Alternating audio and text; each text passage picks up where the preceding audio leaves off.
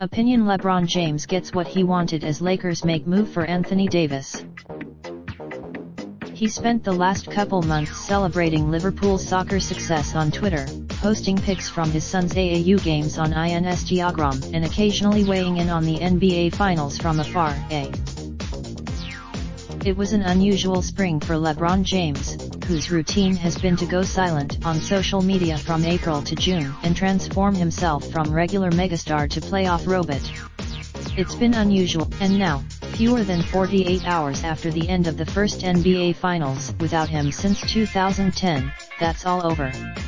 Once again, after 1 year in basketball purgatory with a roster that never made sense, LeBron got everything he wanted: cap space to add a third and a clean slate without the young players who needed to be developed on a timeline that wasn't going to fit with what's left of James' championship window.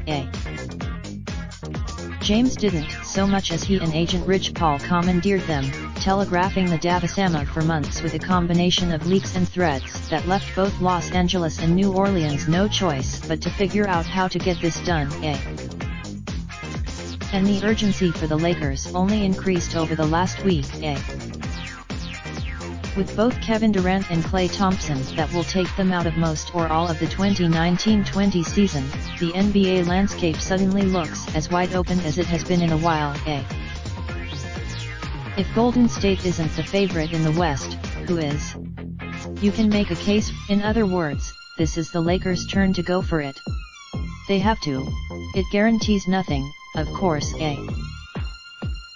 James is going to be 35 in December, and last season was the first time that physical wear and tear took him out of a significant number of games.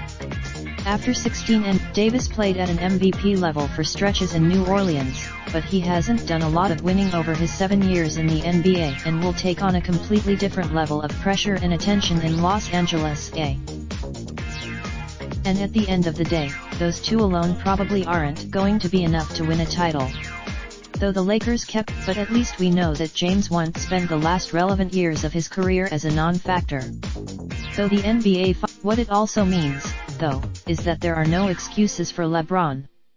No matter how when the Lakers signed James, this was always going to be about the here and now. But with the Warriors, that's not just on general manager Rob Pelinka, it's on James, too. Just like that, he's back in the mix. After one spring, trading for Davis gives the Lakers a real chance, but there's still more work to do. They better get it right. This article originally appeared on USA Today.